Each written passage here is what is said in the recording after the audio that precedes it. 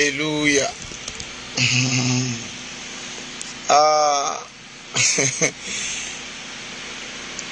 Ọ̀tá jẹ̀bi òkùnkùn ò lè ṣe rere.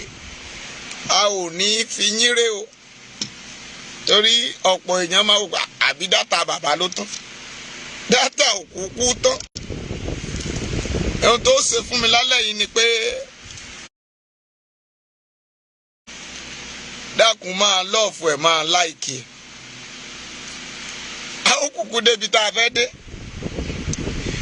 Wọ́n ti mọ̀ pé ọ̀rọ̀ gbàǹkọ́gbì fẹ́ bà wọ́n lálẹ́ yìí.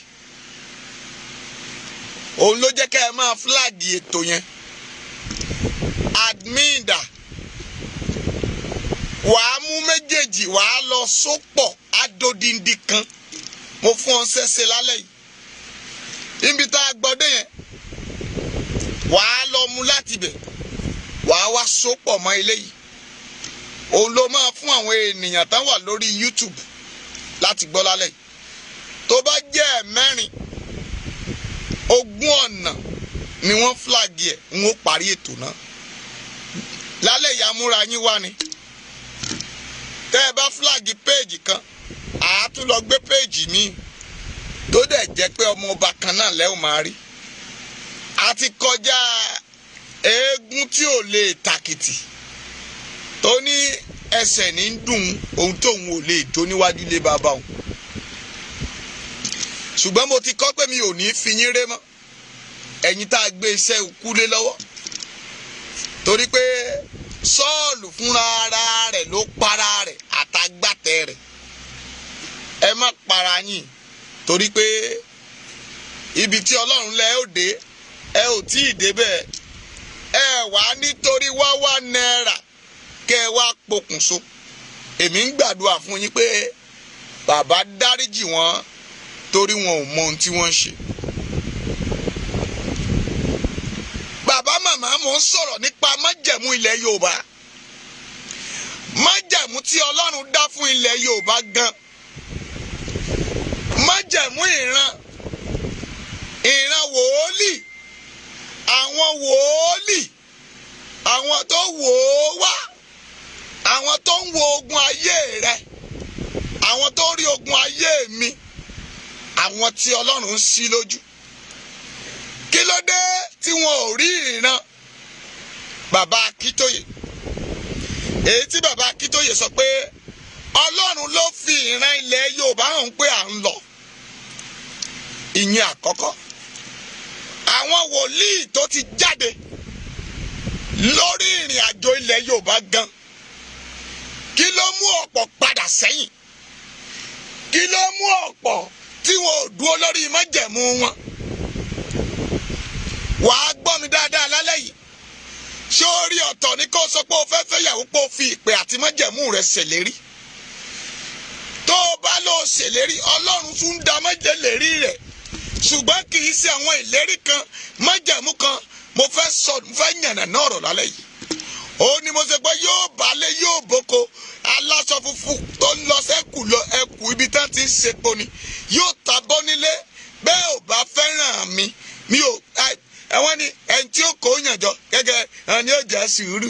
Irọ́ o, kì í ṣe ìlú tí a ti ń pani.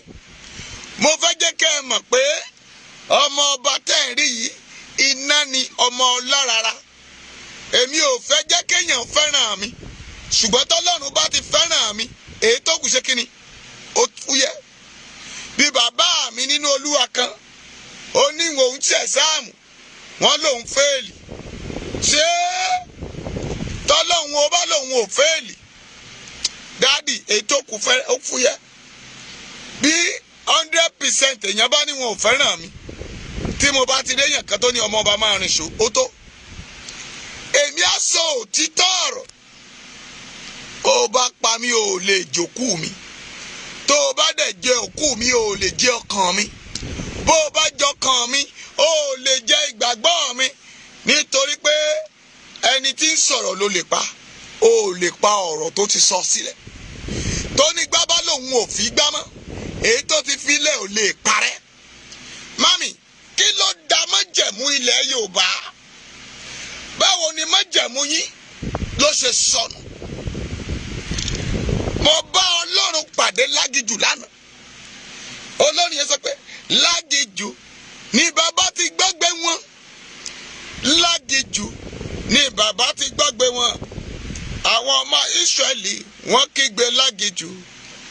Lágijù ni bàbá ti dá wọn lọ́lá.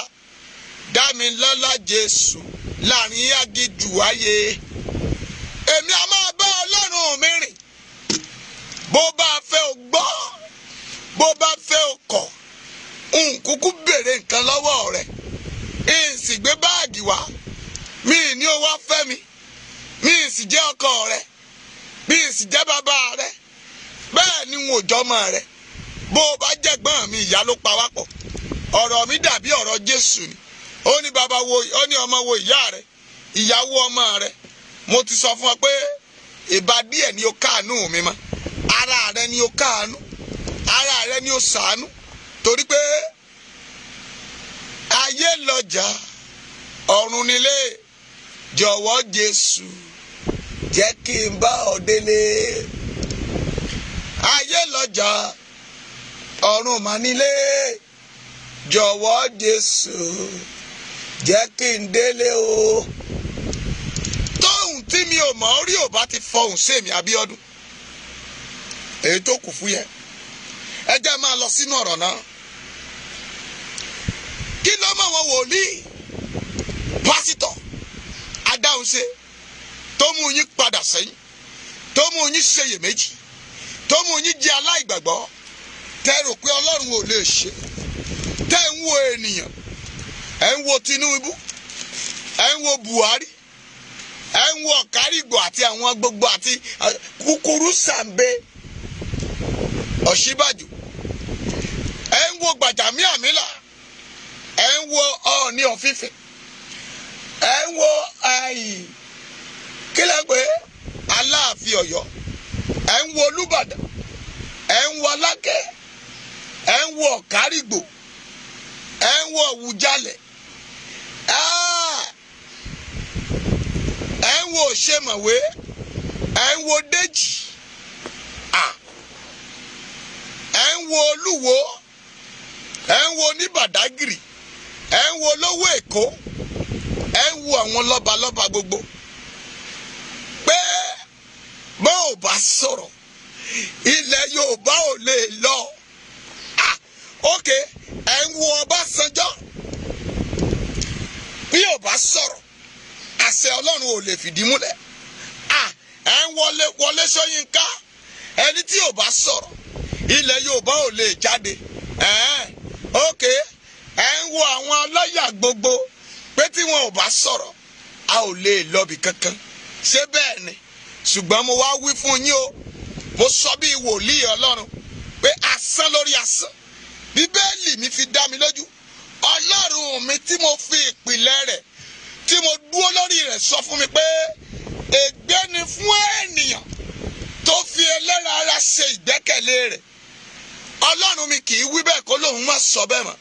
Ó ní mo ṣe sọ fún yín pé ẹ dá májẹ̀mú Ọlọ́run, ìran Ọlọ́run, òótọ́ Ọlọ́run, ẹ kùnà, ẹ kò lè dúró lórí ẹ̀. Ẹ yíṣẹ́ kúrò nínú májẹ̀mú Ọlọ́run. Ẹ bẹ̀rù. Ọ̀rọ̀ yín dàbí Pétérù nígbà tí ọkàn rẹ̀ le.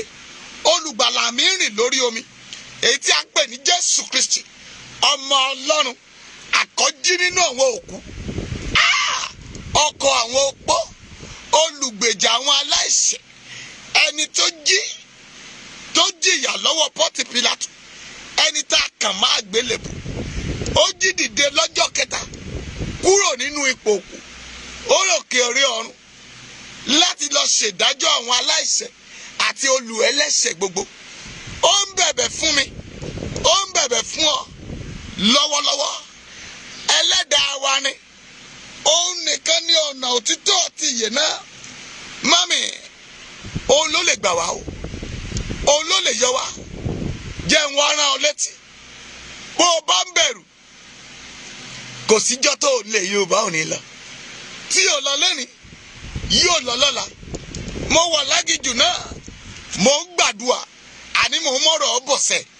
mo máa dé orí kòtà náà, ibi tí ò ti yí ọ̀pọ̀ èèyàn, níbi tí ẹ̀rù ti bà gbogbo yín. Àwáwí pọ̀, ẹ pé wòlíì, dádì ẹjọ́ báwo ló ṣe fẹ́ jẹ́ báyìí? Ṣé ilẹ̀ Yorùbá yá dẹ̀ lọ? Mo ló gbúdọ̀ lọ ni.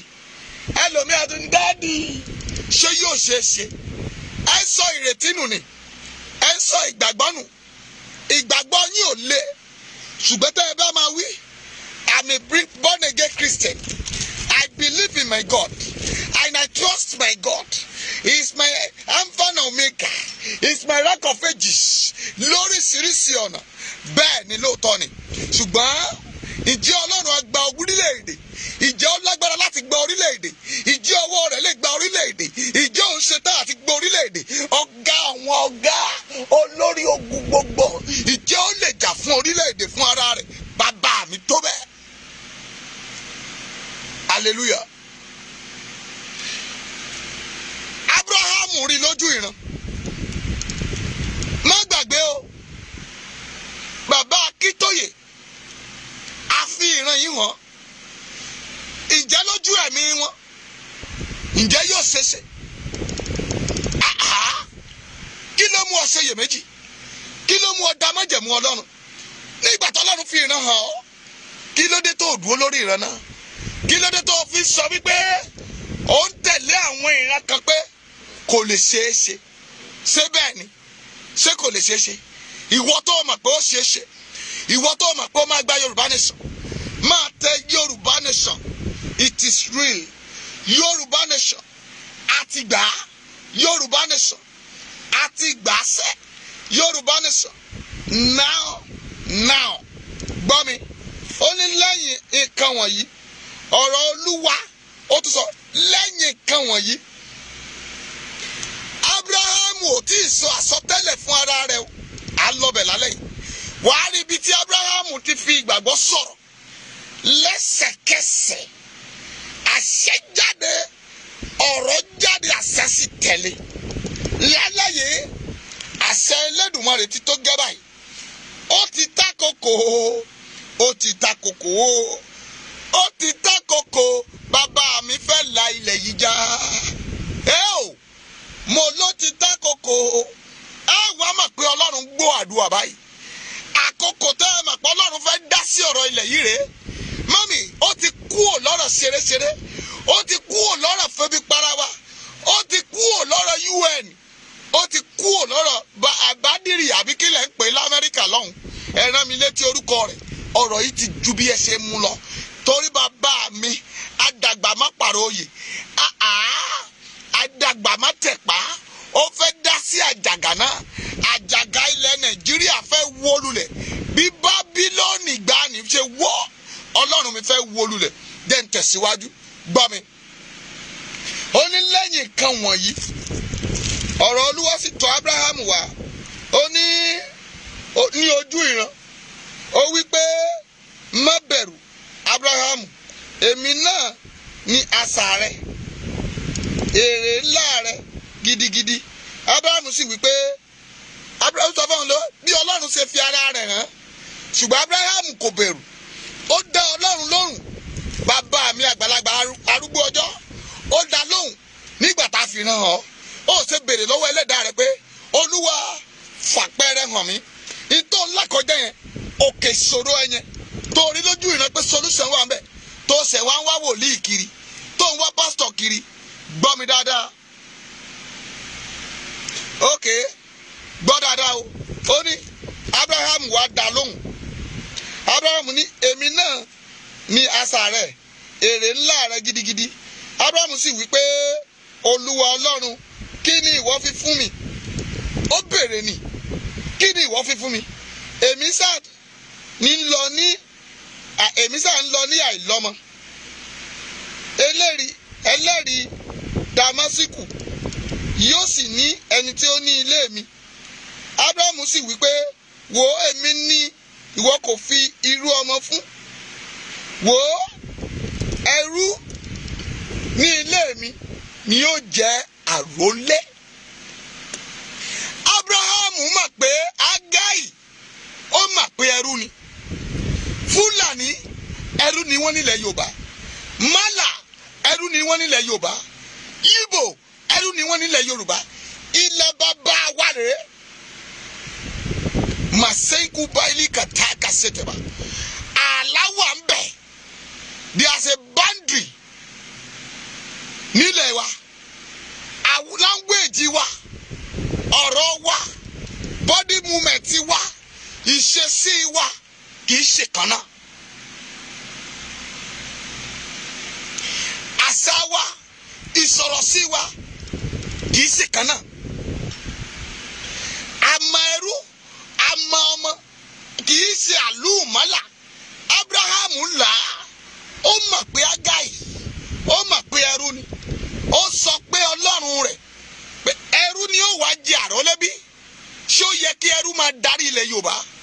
Bó bá tilẹ̀ wù pé àwọn ará ìlú kílẹ̀ pé London o lákòókò yẹn tí wọ́n pín yín tán so yín pọ̀ tán fi ẹrú ṣe àrólé ilẹ̀ yín, ṣùgbọ́n o iye yín kò yẹ kó sí. Ẹ̀yin aláìmọ̀kan, ẹ̀yin wòlíì aláìmọ̀kan, ẹ̀yin pásítọ̀ aláìmọ̀kan, ẹ̀yin ìmáàmù aláìmọ̀kan, ẹ̀yin ọbọ̀rẹ̀ aláìmọ̀kan àti àwọn ọmọ tẹ́ ẹ bí aláìmọ̀kan tán torí owó tán ta ẹ̀tọ́ ilẹ̀ bàbá wọn. Ẹ sọ fún wọn pé ẹrú ni wọ́n máa jáde kúrò ilẹ̀ náà. Tẹ̀síwájú. Ẹsẹ̀ kẹrin sọ pé ó ní wò ó ọ̀rọ̀ Olúwa sì tọ̀ wá wá. Ó wí pé eléyìí kì yóò ṣe àrólé rẹ bí iṣẹ́ tí yóò sì mú inú rẹ jáde, tí kì í ṣe èyí tí ó ti inú rẹ jáde yóò sì ṣe àrólé rẹ. Abrahamu ni àtọ̀ Abrahamu òun la fi bí, ṣùgbọ́n Ọlọ́run ti sọ fún pé èyí tó ti inú ẹ̀ jáde kì í díjẹ. Ẹni tó kọlà sóhùn, ẹni tó sọ líbítíkù ilẹ̀ Yorùbá, ẹni tó mọ àṣà ilẹ̀ Yorùbá, ẹni tó mọ èdè ilẹ̀ Yorùbá, a máa gbá ilẹ̀ náà nígbà tó bá tó àkókò. Mọ́mì, it's not by 50 fírin òyìnbó ńlá látọ̀ sọ yẹn la fẹ́ fi gbà. It's not by your handwriting. It's not by your qualification. But agbára Ọlọ́run ni. Ìpà Ọlọ́run ni. Òun náà ni. Kì í wí bẹ́ẹ̀ kó sọ pé òun ò sọ bẹ́ẹ̀ mọ́. Elédùmarè ni. Kì í dá májẹ̀mú rẹ̀. Gbá ó sọ fún Abrahamu. Ọmọ inú ẹni ṣe òun ló máa jẹ àrólé rẹ̀. Tẹ̀síwájú.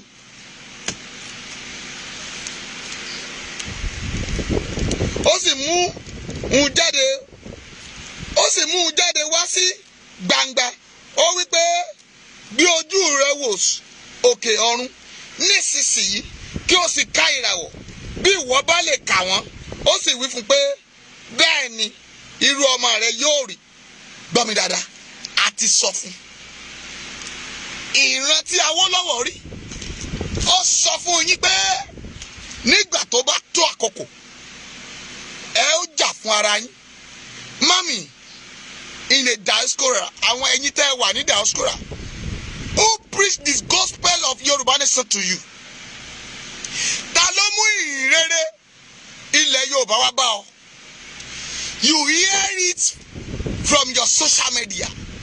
You hear it from your phone. Ṣùgbọ́n Jésù sọ wípé òun tún padà bọ̀. Nígbà tóun bá yọ lọ́wọ́ sánmà, gbogbo etí ni yóò gbọ́. A ó kéde òun káàkiri ayé. Do you think theology is by human being? It's not power of God. It's not power of God.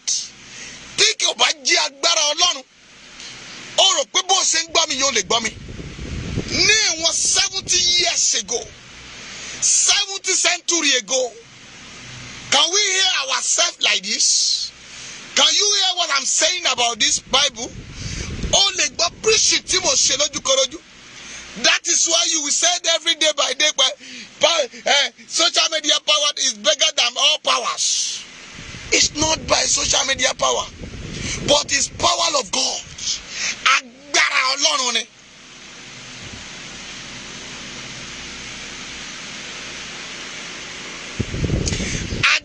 Ọlọ́run ni agbára ẹ̀mí mímọ́ ni òun la fi so ayé pọ̀ kí ìrere Elédùmarè kó bá lè hàn káàkiri ayé. You hear it for your room when Ọmọlógo tẹ́ni Ọmọlógo say in home when Dada say in home when what do you call it, Lady K started saying home. If not power of God ntí à ń sọ ìkọlù àmàmà sọ nígbà tí àwọn SS àbí DSS came to Ilé Ìgbòho, they want to come and perish all of them. Wọ́n gbé 50 litres wá, they want to burn the house. I'm the one voice out in that midnight tí mo sariwo pé babaláwo wá sí ilé yẹn, olóòṣà wá síbẹ̀, wọ́n wọnú ilé yẹn. Nígbà tí mo ń sọ̀rọ̀ yẹn mo ní ṣe èrò pójú lásán ni. When all those jargon people, stupid ignorant people, àwọn aláìmọ̀kan nígbà tán sọ̀rọ̀ Sunday ṣe gbára lẹ́lẹ̀ yẹ Jésù wọ́n wí bẹ́ẹ̀ fún Jésù náà, wọ́n sọ fún Jésù àwọn jagunjagun yẹn ṣebí ọmọ olóògbàlà lápè ọ́, ṣebí ìwọ ńlá fúnjọ afọ́jú, ìwọ mú ara rìn, ìwọ ó ń ṣiṣẹ́ ó ń jí òkú ọjọ́ kẹrin, gbára rẹ sọ̀kalẹ̀, ìwọ tó pera rẹ lọ́mọ olùgbàlà ṣèbá ní mẹ̀sáyà ni ọ́, wọ́n tún fi ọkọ̀ gún lẹ́gbẹ̀ẹ́, ẹlòmíì tún tọ́ sí tún wo olè apá òsì ó sọ jù bẹ́ẹ̀ lọ. Ṣùgbọ́n I came out and I said it, babaláwo tó wá síbẹ̀ Yorùbá ni, and I tell many people when they started ask me question, mo sọ fún yín pé ẹ lọ bọ́ Ọlọ́run yín pàdé. If not Lady K, that is why they are called her a terrorist. That is why DSS said Lady K is a terrorist. But Lady K is not terrorist. Kò lẹ́sẹ̀, kò ṣẹ̀wọ̀n, torí pé ó pariwo ká ẹ má bá wa pa wá run. Àwọn ọmọ àlè, they are bastard people. Do you see them? Àwọn Judas Iscariot, àwọn ni wọ́n fún lọ́wọ́ ní New York. They go and pretend. Ṣùgbọ́n ìrandíran wọn kú lórí ilẹ̀ yìí. They are coming out. Àwọn lọ́mọ àlè tí Abraham sọ torí pé wọ́n fẹ́ di àrólé. That is why you are now seeing them. There are people saying Ìgbòho ògbóyìnbó, Ìgbòho law school. Nígbà tí a gba ilẹ̀ Ísírẹ́lì kúrò lọ́wọ́ Fáráò. Ìwé mélòó ni Mósè kà nígbà náà? Bó tiẹ̀ jẹ́ pé Mósè ló pàpà wá kọ Bíbélì. Ilé ọ̀tá Ísírẹ́lì láti tọ́ Mósè. A tọ́ Mósè nínú ilé ogun, nílé ẹnu ikú, ṣùgbọ́n padà gba àwọn ènìyàn rẹ̀. Mo gbàgbọ́ Ọlọ́run yóò dìde pẹ̀lú ọwọ́ agbára. Ẹ̀yin ọmọ àlè ilẹ̀ yìí, ẹ ó jáde, ẹ kì yóò ní ẹ̀tọ́ kankan bí Olúwa ti ń bẹ, bí Ọlọ́run ti wẹ̀ láàyè. Mami jẹ́ ń tẹ̀síwájú. There's something I want you to gain for this night.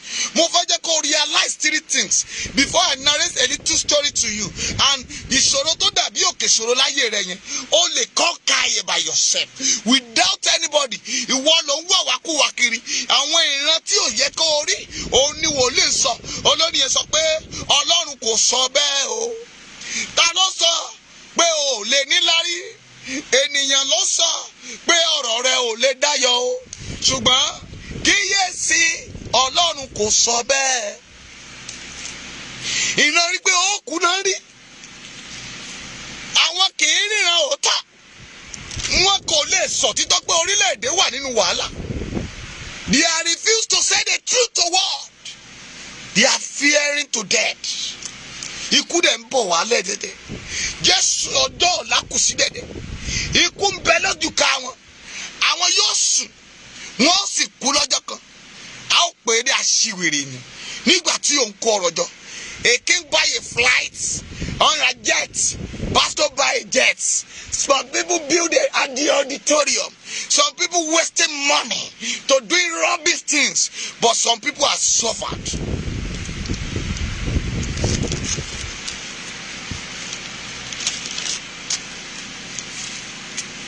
Hallelujah.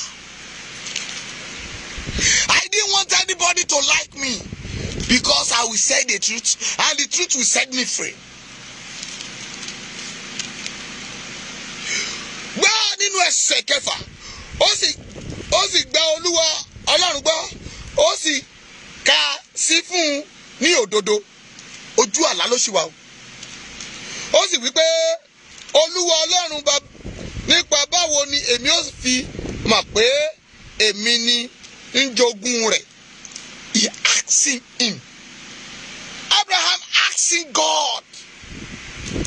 Báwo ni mo ṣe fẹ́ mọ̀ pé màá jogún ilẹ̀ yìí? Daddy, mommy, my brethren, have you asking God about ilẹ̀ Yorùbá nation? Have you asking God at all? Have we praying against it? Asking your prophets, Daddy, have you hearing about Yoruba nation? Some fearing to send it in the church. Some fearing to ask the pastor. Some fearing to ask your neighbor. Have you hearing about Yoruba nation? But you can say about Jesus every day. I want you to know, you cannot have a rest of mind to pray because you will be fearing. When you sleep in your room, you will now say that, hey, my God, my Father, save me in the hand of Fulani. That is why you are praying every day. And God is starting to look at you. But some people are dying in the wilderness. They are suffering in the wilderness. Go in the areas, some area in our own location in the streets. See many beggars, they are begging for a food. All those old women, old father, they are asking for food from their child, but there's no food for them. You are still saying our Yoruba nation and Yoruba kan ṣoṣo and Nigeria kan ṣoṣo. Are we speaking the same languages? Zona iki maabo biana eba ṣé kò yàtọ̀ sí ara wọn. Tondo ba ma sọ tiẹ̀ ikawa. Tọ́yọ̀ ma sọ tiẹ̀ máa bọ̀ ní àyín. Tíjẹ̀bú mọ́ Ìjẹ̀bú náà máa bọ̀ náà ni. Tẹ́kọ̀ọ́ wí máa bọ̀ náà ni. Tí Yorùbá gbogbo wa máa bọ̀ náà ni. Ṣùgbọ́n mọ́là gbogbo mọ́là wọ́n ní Zona iki. Zona iki máa bọ̀ wá. Ibo biana eba. Wèté gàṣí gbà ǹjẹ́ ò yàtọ̀ síra wọn? Tẹ́ẹ̀kì tẹ́kọ̀ yàtọ̀. Èdè wa yàtọ̀. That is why you need to campaign for the people to separate us. That is why you need to fight for your rights. People, you send down on the you call House of Assembly. You said that because the person that colonized us, they are giving us English language to be speaking, but you forget your languages. You forget your dialects. Àwọn ọmọ rẹ ò lè sọ Ìgbò mọ́. Do you know where do you have fault? Ọmọ bó ṣe dá májẹ̀mú Ọlọ́run. History and Connie secondary school. They know you will know about everything. Don't let one Yoruba. They are cancel history. Ṣé ọmọ tí ò mọ history, ṣé tí ò kọ́ history ní school, you want to know about the constitution? That is why tán fi sọ pé amúkun ẹrù rẹ wọ́, ó ní òkèlè ń wọ ẹ̀wù sà. Mommy, you need to fight for your rights. Abraham fought for the rights by faith. Kò bẹ̀rù láti bá Ọlọ́run rẹ̀ sọ̀rọ̀. But you fear to talk to your God. You believe in your pastor. My pastor says, my woli says, my prophet says, my this says, he says, but your life is still remaining in one position. Abraham asked God, ṣé ẹrú ni ó wá jẹ́ àrólé mi bí? Ṣé ẹrú ni ó wá jẹ́ àrólé mi bí? That is why some people do some mistake. You believe in the flesh. Ó gbàgbọ́ nínú ẹran ara, but you didn't believe in your God. You believe in calling, but you didn't believe in Christ. You need to believe in yourself. Nígbà tó gbára ẹ gbọ́, why do you want to believe in God? Ọlọ́run tá ò rí. but Abraham gbàgbọ́. Jẹ́ kí n sọ fún ẹ. I told you as a journey, we are just started. We are doing the rehearsal. Nigeria government will know about Abiodun because I will let everybody know the rights. When you say a truth, the truth will set you free. If they want to jail me, let them jail me. One jail, our apostle now. If they want to kill, let them kill. They can kill a messenger, but they cannot kill a message. Wọ́n ò lè pa message. Tẹ́ ẹ bá gbọ́n tí mò ń sọ, ní tátàtà tí mo gbọ́ màá máa fi bá yín sọ̀rọ̀. Etí yín gbọ́dọ̀ là. Let my people go. Ẹsẹ̀ keje. Mo wà nínú ìwé orin, mo wà nínú ìwé Genesis 15. Ẹsẹ̀ keje. Mami máa love it, máa like it.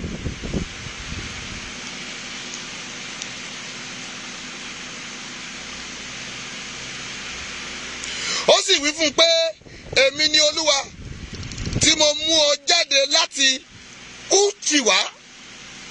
Uri wá tí Kédánì wá láti fi ilẹ̀ yìí fún ọ láti jogún rẹ̀.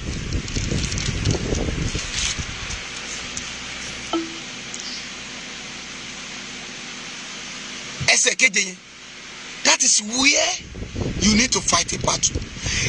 Ẹsẹ̀ keje yìí gan òun ni Fúlàní fi ń bá ọjà.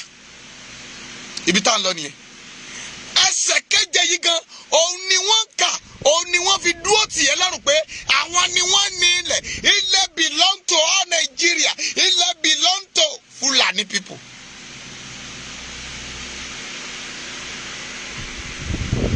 Ǹjẹ́ o ka Bíbélì ẹ̀? You will use your Bible.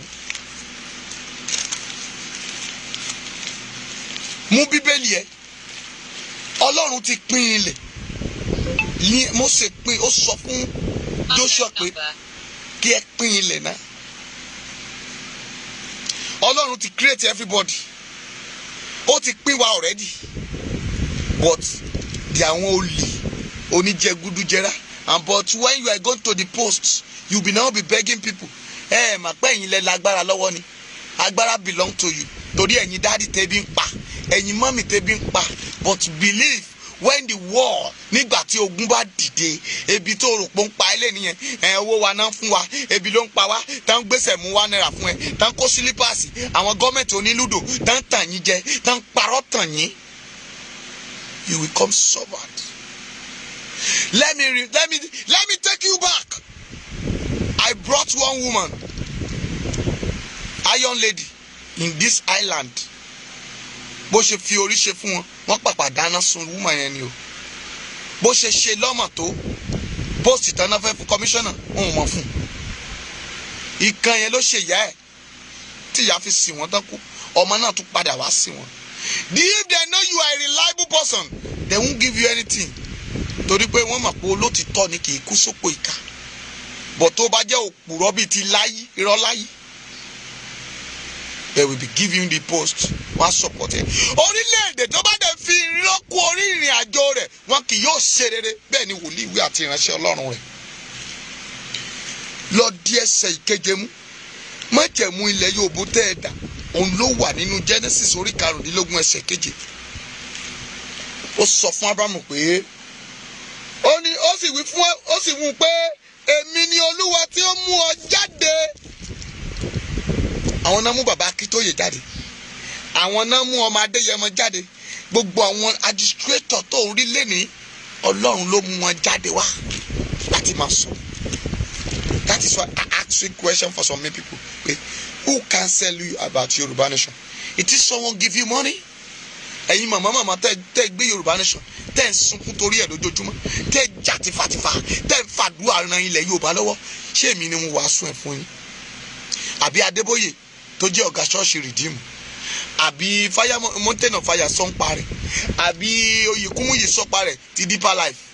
Àbí bàbá Oyèdèpọ̀ wọ́n sọ ń bẹ̀? Àbí Abíárà sọ ń bẹ̀? Babájídé ló sọ bẹ́ẹ̀? Àbò lálàá orí? Ọlọ́run ló sọ fún gbogbo ènìyàn tó sì di odindi kan tó sì jà káàkiri. Ibi tó yẹ kí iyè rẹ ti sí nìyẹn pé Ọlọ́run ló rọwọ́ sí. You need that relent. You need that padà sẹ́yìn. You need to fight for it and gain it. O ní láti gbà, o ní láti dìde láti gba àkókò náà. Let me go to the second step. The second step, àkọ́kọ́ ni pé gba Ọlọ́run rẹ gbọ́. Believe in your God. Gba Ọlọ́run rẹ gbọ́. Ẹlẹ́ẹ̀kejì, bẹ̀rù Ọlọ́run kó sì gbọ́ràn. Bẹ̀rù Ọlọ́run kó ṣe kíni? Kó sì gbọ́ràn. Ábúráhámù gbọ́ràn, ó sì bẹ̀rù Ọlọ́run. Nígbà tá ní kó lọ pa ọmọ rẹ̀ kan ṣoṣo, kò dalẹ̀. Wọn ò sọ̀rọ̀ fún nínú gúrùpù. Kò dá gúrùpù. Tẹ́mọ̀ máa lọ máa ṣàbòsí ń bẹ̀. Ntí Koiki ò ṣe. Ntí Tẹ́ni ọmọ ológo sọ. Ntí ọ̀rọ̀ pọ̀ ire ò ṣe. Gbogbo yẹn wá mú ara yín. Èṣù wa ń lò yín pọ̀. Ẹ wàá máa wá bára yín jà. Mùrín ló sọ báyìí. Koiki ló sọ tiẹ̀. Ẹ̀yin pásítọ̀ oníradàradà. Ẹ wàá bọ́ sínú social media. Ẹ wàá bọ́ sínú gúrùpù. Ẹ máa sọ tójú yín ò rí.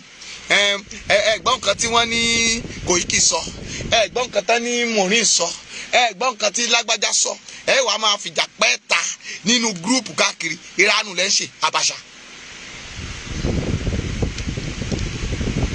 Ẹ bẹ̀rù Ọlọ́run. Sàn wòlíì wà nínú bẹ̀, àwọn wòlíì ẹgbẹ́ wọn ni wọ́n ń bínú sí.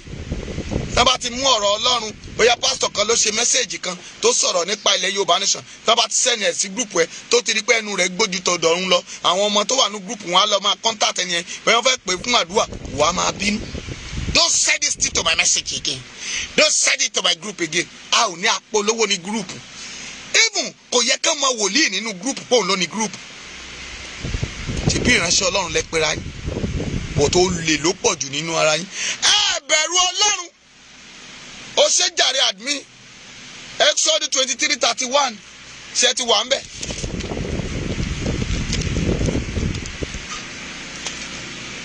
Ọmọ mi tó gbá ski ẹ̀rí ó ti ń jù síta fún yín.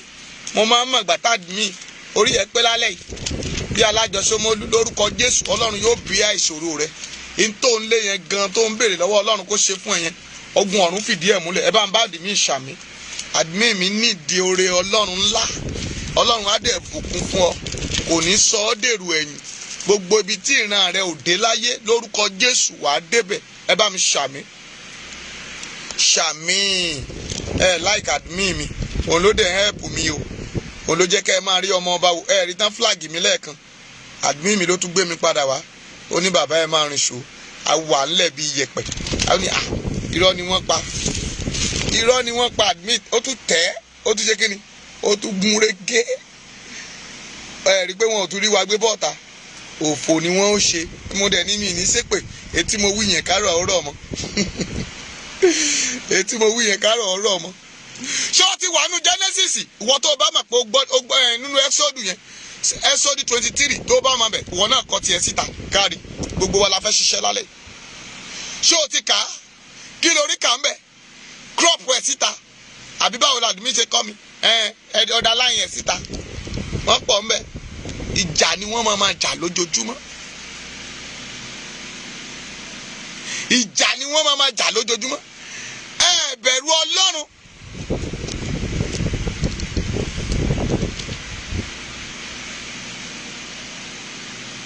Ẹ bẹ̀rù ìṣẹ̀dá ayé gbogbo. Ẹ kùnà. Ẹ ò ṣe àyàlé. Kò di dandan kẹ́ ẹ lu ọkọ̀. Ọlọ́run mi, ológun lolúwa. Ológun lolúwa. Ajagun ṣẹ́gun ní orúkọ rẹ̀. Ológun lolúwa. Ológun lolúwa. Ológun lolúwa. Ajagun ṣẹ́gun ní orúkọ rẹ̀. Ológun lolúwa. Ìsọjí ń bọ̀. Bóyá bí tí mo bá ti gbé ìsọjí kalẹ̀ níta gbangba tí mò ń wàásù, bóyá ká wá yìnbọn pa mí bẹ̀ lọ́jọ́ náà ká wá ríran wò. Ṣèbí ẹni ẹ má ṣe rálì. Ṣáà lè ní kí n má ṣe sọjí. lè ní kí n má jíṣẹ́ tí Ọlọ́run mi rán mi. It's not possible. And I will tell all the world. I will let everybody know that this country, Otimehe, send your DSS to come and arrest me. Send your police to come and arrest me. I'm available. But God, my God will fight for me. Oni pa ẹnu rẹ mọ́. Ogun tí ẹ̀yin rí lẹ́nu yìí, ẹ̀yin kì yóò rí mọ́.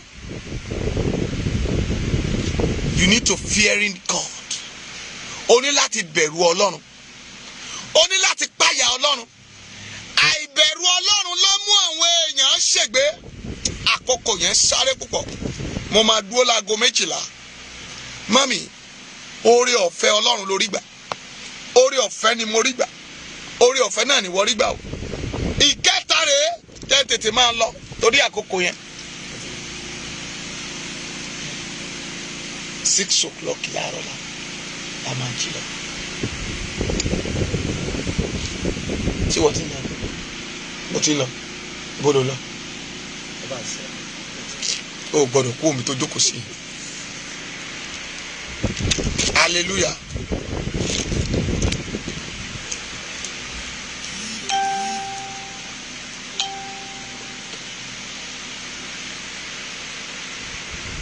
Nítorí pé wọ́n bẹ̀rù ẹlẹ́rara, they are failing to say a truth.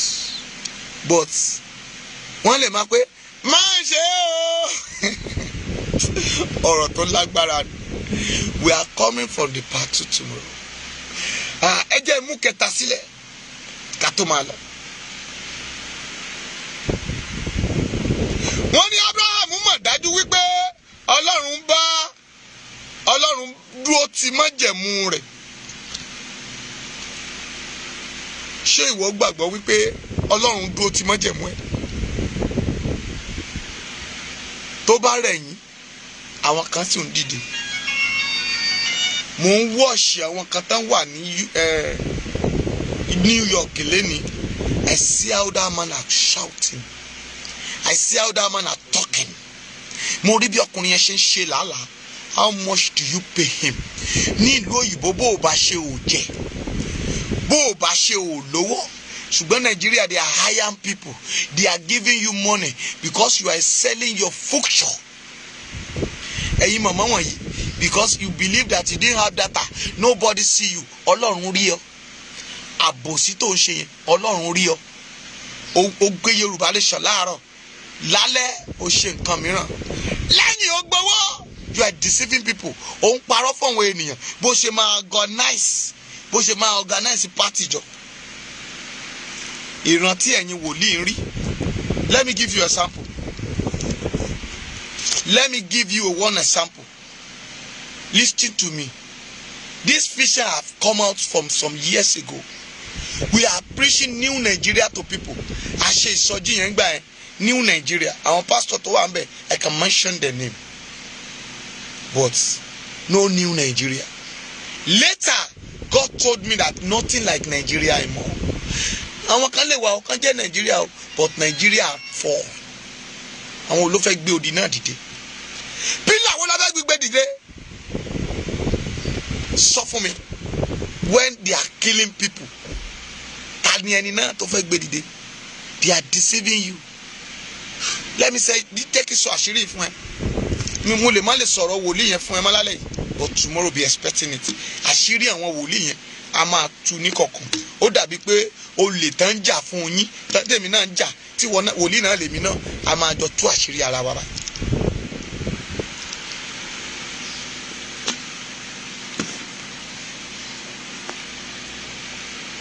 Some wòlíì pretend at last they will still come back for the nǹkan tá à ń sọ yẹn. Ta ni àwọn tó kù ń ṣe yẹn, wọ́n máa padà sínú ẹ̀.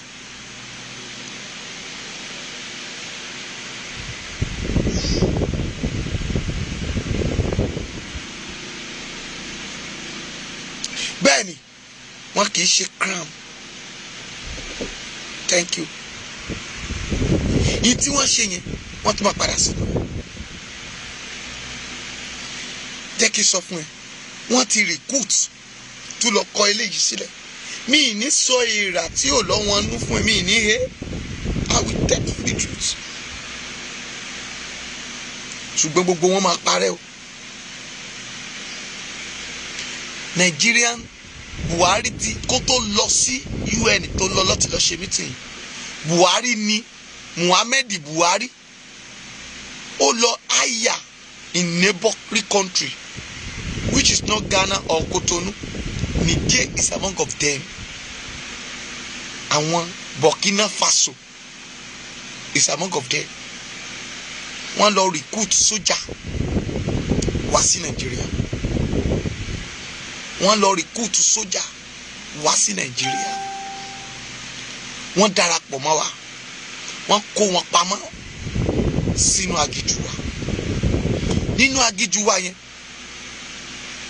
tẹ́ bá ti wá kó Nigeria àwọn ọmọ Yorùbá sójà, tán ti kó Ìgbò sójà, tẹ́ bá ti wá kó wọn wọnú igbó Sangisa àbí igbó tán wọ̀ lọ, àwọn yẹn wọ́n ti mọ̀ wọ́n ti fi sáyẹ̀nsì wọn lára. Number 1, number 2, number 3, wọ́n ti sọ gbogbo nọ́mbà tán fi wọnú igbó fún wọn. All these people will shoot them. Kò sí àwọn ọmọ wa tó kù ní sójà mọ́. The remaining people ni wọ́n ń kó wá síbi. They are killing all of them. Àwọn ọ̀gá ló kù ńbẹ̀. Wọ́n ti pa gbogbo wọn. That is why Tinubu sọ fún yín pé let your 5,000 people. Ó mọ̀ pé tí 5,000 Yorùbá bá lọ join sójà, wọn ò tiẹ̀ fagídí wọlé mọ́, ìrọ̀rùn náà fi ń wọlé. Ó mọ̀ pé 5,000 youth ilẹ̀ Yorùbá náà bá pa wọ́n, kò ní sẹ́ni tí ó dìde wá fún wàhálà mọ́.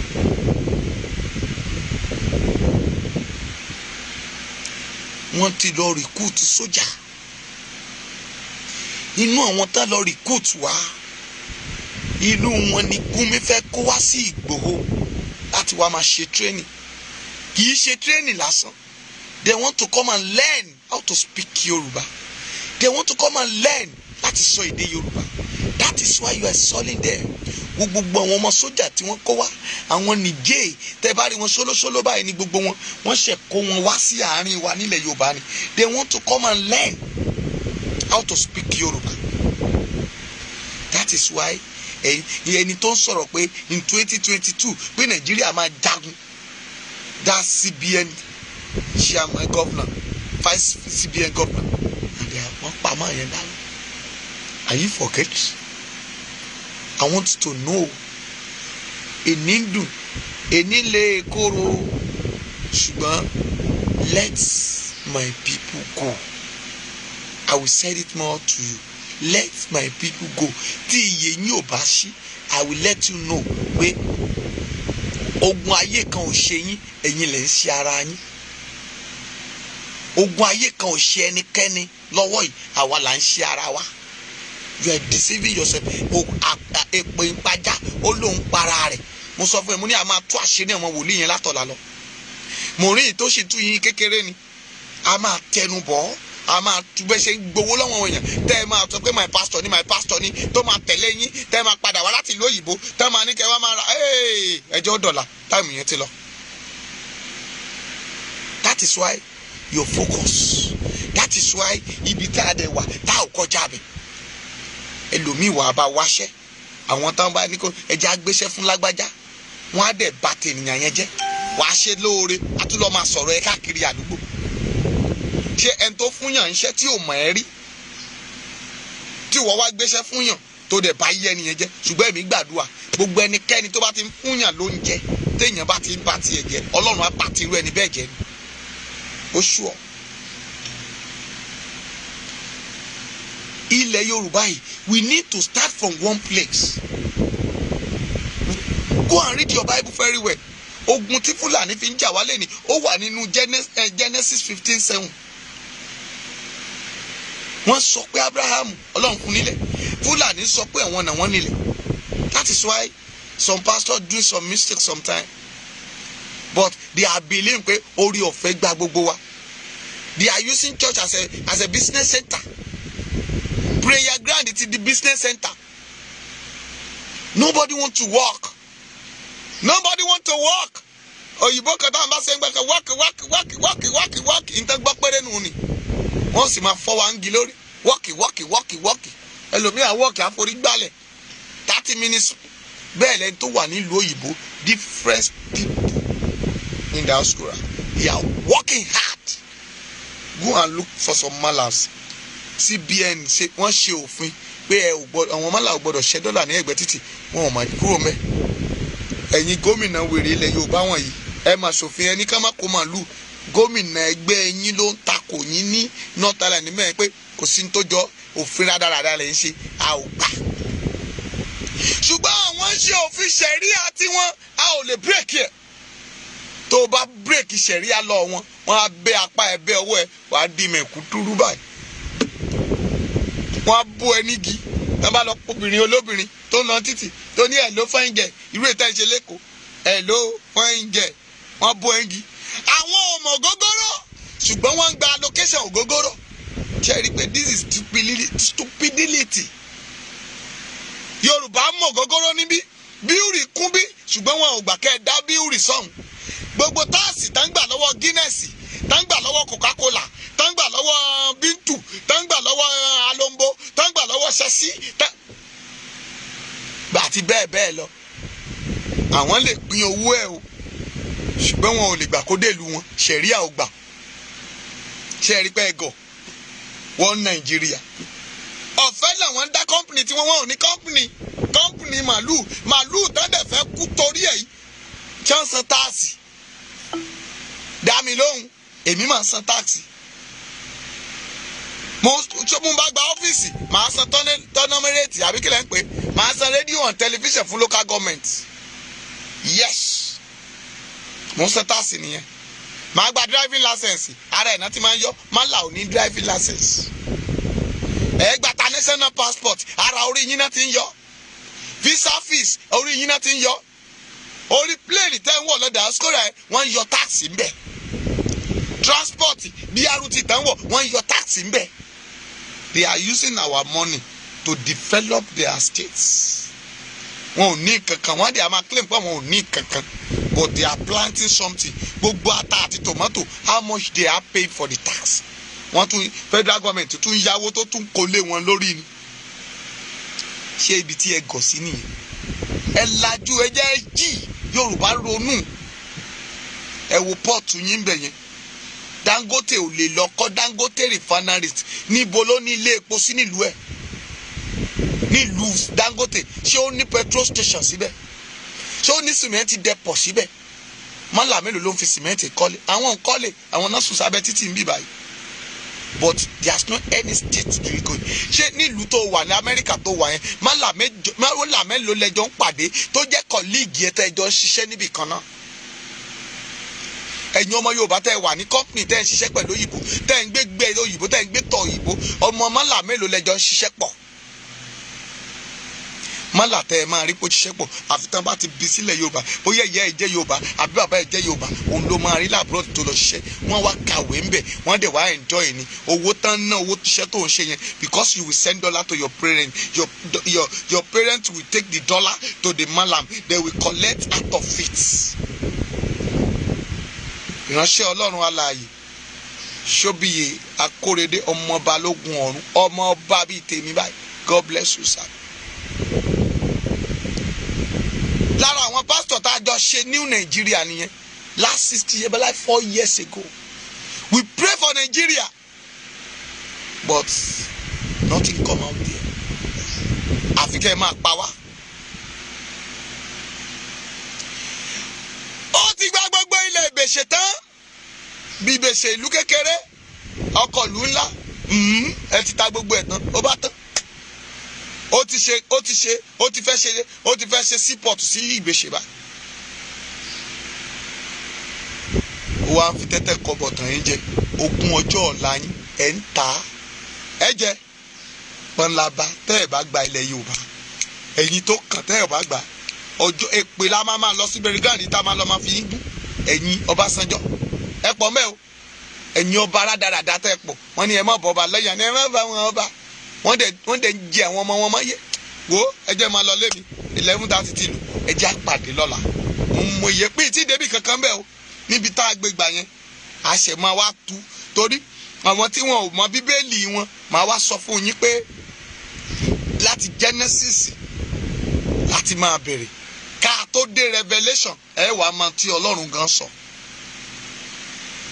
a wàá fi bíbélì yẹn tẹ̀yìn máa kà yẹn a ó jọ kà á. bíbélì yẹn a ó jọ fi yàn nàná ẹ̀. mo ti sọ fún yín ibi tí Fúlàní dúró sí nínú bíbélì ṣé ti mọ̀ mo ti sọ fún yín lẹ́ni o. Genesis orí 15 ẹsẹ̀ 7 ẹ lọ kà. ṣùgbọ́n ẹ lọ kà yìí síwájú pé Abraham fúnra ẹ̀ declare pé ọmọ àlè ò lè gba ilé àjẹ àrólé ilé òun.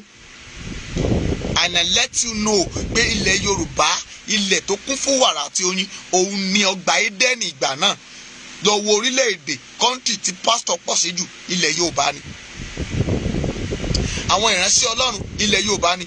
State tí church pọ̀ sí jù country tí tó pọ̀ jù Yorùbá nation ni. àwa tá a sin Ọlọ́run jù babaláwo ń sin Ọlọ́run wòlíì sin Ọlọ́run àjẹ́ ń sin Ọlọ́run oṣó ń sin Ọlọ́run ilẹ̀ Yorùbá ni. We believe in God but orí ahọ́n ni o lórí irọ́ torí olè tó I want to collect money. You don't want to die. You don't want to last your life. Well, Ọlọ́run yóò jọba. Ẹ jẹ́ bá àwọn ọmọ ọba wòlíì ọmọ ọba polówó sọjí òkè odò for Christ. Òkè odò for Christ. Òkè odò for Christ. Tẹ́ bá ti wọ mọ́tò tẹ́ ti dé Yànàpájà ẹ kà bọ́ọ̀lẹ̀ ní Pleasure ẹlẹ́ ń lọ sí Adédèjì àbí street ìsọjí by next week, that is Wednesday, Thursday, Friday, ó máa lágbára. àwọn tí Ọlọ́run máa lò ń bẹ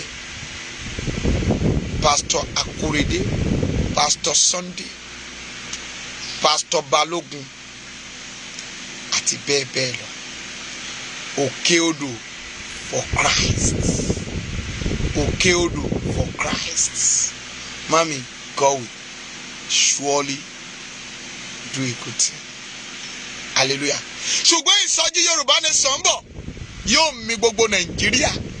Gbogbo ṣèbí rally làwọn pè ká má ṣe but èmi ọmọ ọba Bíọ́dún o wọ́n á ṣe ìsọjí káàkiri gbogbo state kọ̀ọ̀kan nílẹ̀ Yorùbá. I promise you all. That is májẹ̀mú lọ́kọ́lẹ̀, májẹ̀mú fún Yorùbá, májẹ̀mú fún ilẹ̀ Yorùbá. That is the title. Májẹ̀mú fún ilẹ̀ Yorùbá. That is the title. It's coming up. It's coming up. Ó ti wà lọ́nà. You will sponsor, I will sponsor, and I will let everybody know. Yóò tún bẹ̀rẹ̀ tí Ọlọ́run bá ti fún wa ní déètì a máa bọ́ta. Mami, ó bá jẹ́ orí mi nìkan and I will do it. And God will empower me. Lórúkọ Jésù, ìwọ lọ́lọ́run á lò, èmi lọ́lọ́run á lò. Èmi ni ó lò, èmi ni ó lò fógo ilẹ̀ Yorùbá yìí. Èmi ni ó lò, ìwọ ò lè sọ bẹ́ẹ̀ ní tiẹ̀. Èmi ni ó lò, èmi ni ó lò fógo ilẹ̀ Yorùbá o. Ẹni tó bá lóun fẹ́ gbàjẹ́ lẹ́nu rẹ̀ ikú á pa. Ẹni tó lóun ní lọ lórúkọ Jésù ilẹ̀ á gbé mi. Ẹni rojọ́ rẹ fún ìkà lórúkọ Jésù ogun ọ̀run kó dá lẹ́jọ́. Bó sọ̀rọ̀ àṣẹsáyé ìwọ tó ti ń wò mí lẹ́ni orí rẹ ò ní gbàbọ̀dì, ò ní gbọ́mọgbìn, ò ní gbọ́kọgbìn, ilé rẹ ò ní dahoro. À ń lọ lẹ́ni a ó tún jọ pàdé lálàáfíà. Ọlọ́run kó wà pẹ̀lú rẹ kó oríire ṣe. Bẹ́ẹ̀ lolúwa wí o, bẹ́ẹ̀ lógun ọ̀run sọ. Jésù náà agbára wa, ẹ bá wa ralẹ̀, ẹ bá wa ta ilẹ̀. À ń ralẹ̀, à ń talẹ̀, à ń kọ́lé. Bóyá ilé rẹ o fẹ́ gbé fún kíátẹ́kà o àtọjọ́ tó ti kọ́lé rẹ tó ti wà lóyìnbó o rí kọ́bọ̀ gbà ń bẹ̀. Àwọn ẹbí rẹ ní náwó rẹ, àwọn ẹbí rẹ admin bá mi tẹ̀ síta o. À ń talẹ̀, à ń kọ́lé, à ń ralẹ̀, bá ń kọ́ lóyìnbó fún wọn. Estate agent àwa ń ṣe o ṣùgbọ́n a lè bá ọ ralẹ̀. Bóyá ilẹ̀ rẹ pọ̀ ń bẹ̀ o kà rà á síbẹ̀ o ò fi ṣe kankan. Gbélẹ̀ mówó díẹ̀ wá a ó bá ọ fi gbin tó o bá fẹ́ gbìn síbẹ̀. Yóò máa fi secure. Mọ́mì wá gbin ọ̀pẹ sórí ilẹ̀ rẹ. Lẹ́yìn ọdún kan sí ọdún kan àtoṣù mẹ́ta wàá délé epo wàá máa supply epo fún àwọn èèyàn. Ó bá dẹ̀ jẹ́ pé pákí ní ibẹ̀ sàn but a máa bá ẹ test ilẹ̀ yẹn. Àwọn ilẹ̀ kan wà a fi bá àwọn èèyàn gbin pineapple àsìkò tá a máa gbin pineapple ti tó báyìí tójò bá ti ń kàdí ńlẹ̀ díẹ̀ a máa gbin pineapple àkókò tó máa gbin ọ̀pẹ ó ti ń tó báyìí bójò bá ti ń lọ díẹ̀ wàá gbin ọ̀pẹ á lè lọ àlọ́yè ní orí ilẹ̀ náà. Ìwọ tó ní 10 acre tó ní 50 acre ó kàrà síbẹ̀ ni nígbà tó bá yá àwọn ajagunbalẹ̀ wọ́n á wá wọbẹ̀ wọ́n á lọ bu fẹ́ǹsì rẹ̀ wó wọ́n ló lọ nìyẹn. Mami ó kà kọ́lé lásán síbẹ̀ yẹn ó parí ẹ̀ látogún ọdún ó ní ọ̀tá ń jà ọ́ ó ní ogun jà ọ́ rán wa ọmọ ọba lọ síbẹ̀ a máa gbàdúrà gbogbo ogun ilẹ̀ rẹ̀ ni Ọlọ́run máa jà kó mẹ́ ilé yẹn á tẹ̀síwájú. Àwa máa ń fàdúrà jagun lórí ilẹ̀ ká tó bẹ̀rẹ̀ ṣẹ́ ń bẹ̀ ni á dẹ̀ gbàgbọ́ pé Ọlọ́run kì í ṣe tiẹ̀ láṣetì gbogbo ilẹ̀ rẹ̀ Ọlọ́run ló ní ó ní ti Olúwa nílẹ̀ àti ẹ̀kún rẹ̀ ayérayé àtàwọn tó tẹ̀dó sínú rẹ̀. Wòlíì wo ló sọ fún ẹ pé ilẹ̀ yẹn ò ní òkùnkùn pé kò dáa pé kò lọ tà àìmọye tó ti sọ ilé rẹ̀ nù àìmọye tó ti sọ property ẹ̀ nù nípa àṣẹ àwọn wòlíì ìkà àwọn wòlíì àmọ́tẹ́ torí wọ́n fẹ́ gba 10%. Wọ́n mọ̀ pé tó o bá ta ilẹ̀ yẹn bó o ta ní 10 million wọ́n máa gbà dá mẹ́wàá ń bẹ̀ wọ́n ti mọ̀ pé 1 million ìdá mẹ́wàá wọ́n máa yọ̀ dá mẹ́wàá lórí ilẹ̀ àwọn ń lo mọ́tò bọ̀nà gìnì ó jẹ́ tètè wá parí ilé tó kọ́ yẹn. Mọ́mì Yorùbá nation níbo ló fẹ́ dé sí nígbà tá a bá máa kọ national anthem ilẹ̀ Yorùbá nígbà tí àṣẹ ilẹ̀ Yorùbá ẹ̀ bá máa dé. Mọ́mì má jẹ́ kí wọ́n máa tàn pé ẹ̀ tó bá kọ́lé sílẹ̀ ẹ̀wọ̀n tó lọ ń kọ́lé sílẹ̀ Ghana ẹ̀ lọ ń bá ilẹ̀ Ghana nígbà tó bá yẹ Ghana á lé ẹ padà sílùú ẹ̀pọ̀ ọmọ Yorùbá ni ẹ o. Ìwọ tó lọ ralẹ̀ sí Kótónú wọ́n ń tàn ẹ́ jẹ ni padà sílẹ̀ Yorùbá ilẹ̀ yìí ni a ó jọ gbà á ni. Abraham ti sọ wípé kì í ṣe ilẹ̀ ọmọ àlè ilẹ̀ wa ni àjọ máa gbà á ni àjọ máa kọ́lé síbẹ̀ ni. Má ta lé bàbá rẹ tó fẹ́ ta yẹn o má ta lé ìyá rẹ o kó o bá lè lórí ìrun nílẹ̀ yìí. Hallelujah. Bóyá o dẹ̀ ti kọ́lé ẹ igbó ti wà ń bẹ̀ o ń bẹ̀rù Fúlàní o ò fẹ́ wá Nàìjíríà rán wa lọ́bẹ̀ a máa bá ẹ clean ẹ̀ a bá ẹ a clean ẹ̀ a tidy ẹ̀ a bá ẹ ṣe fornicate ẹ̀ àwọn ọmọ mi wà ń bí a lọ a kó spray lọ́bẹ̀ a spray a bá ẹ ṣe tó bá dẹ̀ jọ́dà rẹ ti ṣá a bá ẹ kọ́dà lọ́bẹ̀ a kún à ń build à ń kọ́lé à ń kunlé à ń fọlẹ̀ wo tíìmù ni wá ọmọ ọba níṣẹ́ lọ́wọ́ kì í ṣowó yín lọ́wọ́ ọmọ ọba fi ń jẹun a níṣẹ́ lọ́wọ́ adúpẹ́ mi ń gbà kankan lọ́wọ́ ẹnikẹ́ni àwọn onínú dídùn ọlọ́rẹ tá máa sọ ọmọ ọba gba owó dátà rẹ̀ adúpẹ́ o ẹ ṣeun iná ò ní tọ́wọ́ yín o èmi ò ń pè èèyàn pé ẹ dákun ẹ ṣàánú mi o mo fẹ́ lọ sanwó hòtẹ́ẹ̀lì tí mo fẹ́ sùn DSS ń lé mi o àwa ò sí nínú yín o lórúkọ Jésù oríwọ ò sì ní gbàbọ̀dẹ̀ ẹni tó bá ní mo gbowó kan lọ́wọ́ òun mo wá tẹ́lẹ̀ pé mo dédé wá bá òun nínú platform mo ní Olúwa wí pé ẹ jẹ́ ọbọ̀ ta kó wa sọ èmi ò ní bá wọn sọ bẹ́ẹ̀ èmi ò ṣe wòlíì ajígbẹ̀kọ èmi ò ṣe wòlíì ajígbedé ntọ́lọ́run bá sọ ni mo sọ etí ò bá sọ Bíbélì ní ègbé ni fún ẹni tí a kò fi rán tó ń wí ègbé sì ni fún ẹni tí a tún fi rán tí kò sì sọ. Yóò dára fún wa o ò ní ṣègbé o orí rẹ ò ní gbàbọdè pè mí sórí nọ́mbà yìí 08057455803 bó o bá fẹ́ jẹ́ ń gbàdúrà fún ọ wo mami àwọn kan tó máa ń mú nọ́mbà mi fún ẹlòmíì tẹ́wọ́n ni dáàdì àkà ń wò yín ni gbogbo yín ni mò ń rí nígbà mi ti máa gbé mí ní ìdáàmú pé dákun ta ló ní o fún mi nọ́mbà yẹn ìgbà náà jọba ni àǹtí mi kan ló ní fún ní nọ́mbà ìwọ àǹtí ò dẹ̀ pè mí rí dáàdì ò pè mí rí wàá kà dédé gbé nọ́mbà ọmọ ọba wàá dédé gbé fún yàn wàá ní ká máa pè mí Nàìjíríà bí ẹlòmíì wọ́n ní kí wàá bá yín lé ni màá ní wàá bá mi lé bí báwo ta ló ní wàá bá mi lé ǹgbà tí wò ó mọ̀ ó ètò ẹ tó kọ nọ́mbà yẹn admin ò kọ pé o 08057455803 èyí tó kọ yẹn tètè ya parẹ́ 574558 ibẹ̀ ń kọ́kọ́ tó kàn 03 admin 08057455803 o fẹ́ jẹ́ pè mí àbí o fẹ́ jẹ́ gbéṣẹ́ fún mi ìwọ nìkan ló fẹ́ máa sanwó iṣẹ́ fún mi lójoojúmọ́ àbí God bless you admin admin ló máa san $100 fún wa lọ́sẹ̀ yìí o fẹ́ fún wa lówó oúnjẹ lọ́sẹ̀ yìí admin ìwọ ló máa fún wa lówó torí pé o ṣí nọ́mbà yẹn kọ́ tó o bá fún mi $100 àdúrà tí mo fẹ́ gbà ní fún ẹ tí n bá ti parí show mi nígbà o kó o dẹ̀ pè mí lẹ́sẹ̀kẹsẹ̀ pé o kọ nọ́mbà mi o kọ pé lórúkọ Jésù ògo rẹ ò ní wọlé o ó yá kọ nọ́mbà yẹn kó yọ pin yẹn kúrò nínú yẹn báyìí kó kọ síta kí n tó máa lọ torí mo fẹ́ súre fún àwọn èèyàn ó yá nọ́mbà yẹn dà 080 jẹ́ pé fún ẹ dáadáa torí ẹ̀yin lẹ́ni pásítọ̀ máa ń jẹ́sú ẹnu ẹ̀ṣú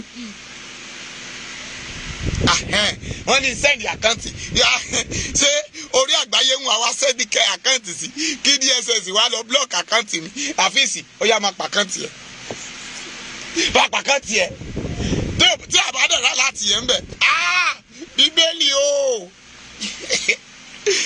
admin tó o bá sanwó yẹn lálẹ́ yìí ẹ̀ṣẹ̀ ni o. Ó yá ó ètò gbogbo èèyàn máa gbọ́ o torí n tó kọ òun ṣe nọ́mbà mi o mi ìmọ̀ ibi tó ti rí bóyá nọ́mbà DSS ló lọ fún yín èmi ò mọ̀ yín o bóyá nọ́mbà Tinubu sì nù tí ò kì í pé nọ́mbà tèmi rèé o 08057455803 ṣé ti gbọ́ admin nọ́mbà òun dàbí tí ì rí o àbá ti flag ètò hallelujah ọlọ́run ayérayé ọba tó pọ̀ nípa àtagbára aṣọ ohun gbogbo tán àyè ṣẹ́kù àyè kú ò ní ṣẹ́kù fún yín àyè ìbànújẹ́ ò ní ṣẹ́kù fún yín ní lórúkọ Jésù wàá ṣe rere ògo rẹ̀ á fọhùn níbikíbi tó o bá dé láyé lórúkọ Jésù àánú Elédùmarè á bá ọ gbé wàá sì ṣe rere Bùsí ayé ò ní pògo ẹ ìyàwó mi àtàtà the first wife mi lórí péjì yìí nìyẹn Bùsí ayé ìgbà kan a máa pariwo Bùsí my love káàbọ̀ gbogbo yẹn báwọn DSS máa ń sọ pé wọ́n máa lọ mú Bùsí o Bùsí sọ pé mi ò fẹ́ wọ́n ọmọ lọ́kọ̀ tèmi o lórúkọ Jésù ayé ò ní mú yín Bùsí wàá rògolo ayé rẹ ò ní di rádaràda wàá rà àánú gbà o ògo rẹ á fọhùn tèmi mo súre fún ọ ọwọ́ tó fi ṣe ọ̀rọ̀ yẹn ọwọ́ yẹn ò ní wọ́kùnkùn mi ìmàrí mú bọ̀ lálẹ́ yìí kẹ lórúkọ Jésù wàá rògolo máàmí Mọ́túndé ayé ò ní pa o Adùnnídayọ̀ Adùnníbàdà orí yín ò ní gbàbọ̀dì bọ̀dá Emmanuel ẹja wá bọ̀dá Emmanuel lọ ó mà tọ́jọ́ mẹ́ta lórúkọ Jésù wọn ò ní wọ́kùnkùn bọ̀dá Alibati lórúkọ Jésù ẹ ó ṣe rere mo kí gbogbo yín tẹ́ ń fẹ́ mi ẹja jọ pàdé lọ́la nǹkan kan máa ṣẹlẹ̀ láàárọ̀ la gbogbo olùgbọ́ mi ẹ jẹ́ ká ṣe báyìí ẹ pàdé mi lókun lọ́la mo fẹ́ súre fún gbogbo olùgbọ́ mi pátá mo lè má wà lórí live ṣùgbọ́n tó bá ti dago 12 mo lè má gbé live program ṣùgbọ́n mo máa wà létí òkun kan lọ́la mi ì ní sọ òkun tibẹ̀ torí àwọn DSS kan mọ́ tó wá pàdé wa ìjà àdúrà la fẹ́ lọ gbà ṣùgbọ́n mo máa wà létí òkun gbogbo òkun Èkó ní gbogbo DSS kan lọ dóde mi sí lọ́la bí Olúwa ti ń bẹ bí Ọlọ́run ti wà láàyè Ọlọ́run jù yín lọ gbogbo èèyàn tó ń gbọ́ mi lálẹ́ yìí ẹ pàdé mi létí òkun lọ́la pé nọ́mbà mi wọlé máa súre fún ẹ ìwọ tó ń wá ìwé ìgbélú pè mí lọ́la ìwọ tó ń wá ọmọ pè mí lọ́la ìwọ tí ilé ìgbéyàwó rẹ ò ṣẹ́tù pè mí lọ́la ìwọ tí ọmọ rẹ ń dà ẹ́ láàmú pè mí lọ́la ó ṣeé ṣe ká jáde live tàbá débẹ̀ tójò ò bá rọ̀ ṣùgbọ́n tójò bá ti rọ̀ ẹ pè mí ẹ̀yin olólùfẹ́ mi pàpà jùlọ Bùsí pè mí o tèmi pè mí ayin máàmí Mọ́túndé pè mí bọ̀dà Abrahamu Adégbóyè ẹ pè mí lórúkọ Jésù ẹ ra àánú gbà mo ti mọ̀ pé àwọn tí ó sanwó mọ́tò mi nù mo ni mo ti porúkọ wọn rìn lórúkọ Jésù ògo yín àfọ̀hún ẹ jẹ́ máa lọ lé wa a ó jọ jíire o àwọn nítorí yín pè mí o mi nítorí yín pè mí o láyọ̀ o.